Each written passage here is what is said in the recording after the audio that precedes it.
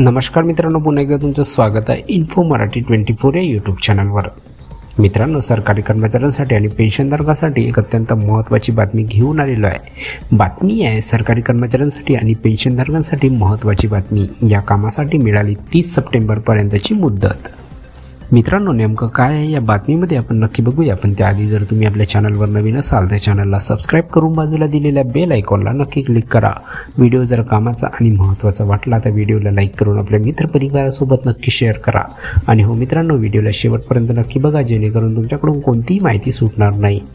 मित्रांनो, देशभरातील केंद्रीय सरकारी कर्मचाऱ्यांसाठी आणि पेन्शनधारकांसाठी एक अत्यंत महत्त्वाची बातमी समोर येत आहे। केंद्रातील सरकारकडून केंद्रीय कर्मचाऱ्यांसाठी नुकताच एक मोठा निर्णय घेण्यात आला आहे। जसं की आपणास ठाऊकच आहे की केंद्रातील सरकारने नवीन पेन्शन योजना म्हणजेच NPS लागू असणाऱ्या कर्मचाऱ्यांसाठी नवीन युनिफाईड पेन्शन स्कीम लागू करण्याचा निर्णय घेतला आहे। मात्र युनिफाईड पेन्शन स्कीम ही फक्त NPS योजना लागू असणाऱ्या कर्मचाऱ्यांनाच लागू केली जाणार आहे आणि ही एक ऐच्छिक योजना राहणार आहे।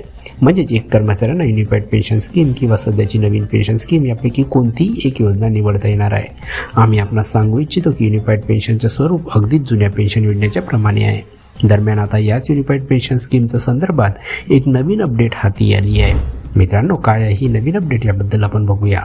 मित्रांनो, मिळालेल्या माहितीनुसार नवीन पेन्शन योजना लागू असणाऱ्या कर्मचाऱ्यांना आता NPS म्हणजे नवीन पेन्शन योजना किंवा UPS म्हणजे युनिफाईड पेन्शन स्कीम निवडण्यासाठी मुदतवाढ देण्यात आली आहे। सरकारी कर्मचाऱ्यांना या दोन्हीपैकी कोणतीही एक योजना निवडण्यासाठी आधी 30 जून 2025 पर्यंत मुदत देण्यात आली होती। मात्र आता ही मुदत पुन्हा एकदा 3 महिन्यांनी वाढवण्याचा निर्णय घेण्यात आला आहे। केंद्रातील सरकारकडून 1 एप्रिल 2025 पासून युनिफाईड पेन्शन स्कीमसाठी अर्ज स्वीकारले जात आहे। सरकारकडून 30 जूनपर्यंत यासाठी अर्ज स्वीकारले जाणार होते।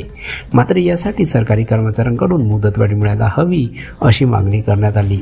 यानुसार सरकारने आता युनिफाईड पेन्शन स्कीमसाठी अर्ज करण्यास मुदतवाढ दिली असल्याची माहिती समोर आली आहे। या तारखेपर्यंत अर्ज करता येणार। मित्रांनो, मिळालेल्या माहितीनुसार युनिफाईड पेन्शन स्कीमसाठी अर्ज करणे हेतू आता 3 महिन्याची मुदत वाढ मिळालेली आहे। म्हणजे 30 सप्टेंबर 2025 पर्यंत सरकारी कर्मचाऱ्यांना NPS किंवा UPS यापैकी कोणत्याही एका योजनेचा पर्याय सिलेक्ट करता येणार आहे। सरकारी कर्मचारी आणि निवृत्त कर्मचारी तसेच त्यांच्या कुटुंबियाकडून करण्यात आलेल्या मागणीनुसार सरकारने ही मुदतवाढ दिलेली आहे। मित्रांनो, महत्त्वाची बाब अशी आहे की यासाठीचे अधिकृत प्रेस नोट देखील केंद्रातील सरकारकडून नुकतेच जारी करण्यात आले आहे। तर मित्रांनो, कशी वाटली कामाची आणि महत्त्वाची बातमी? जर बातमी कामाची आणि महत्त्वाची वाटली असेल तर व्हिडिओला लाईक करून आपल्या मित्रपरिवारासोबत नक्की शेअर करा। तसेच जर तुम्ही आपल्या चॅनलवर नवीन असाल तर चॅनलला सबस्क्राईब करून बाजूला दिलेल्या बेल आयकॉनला नक्की क्लिक करा। व्हिडिओ बघितल्याबद्दल खूप खूप धन्यवाद।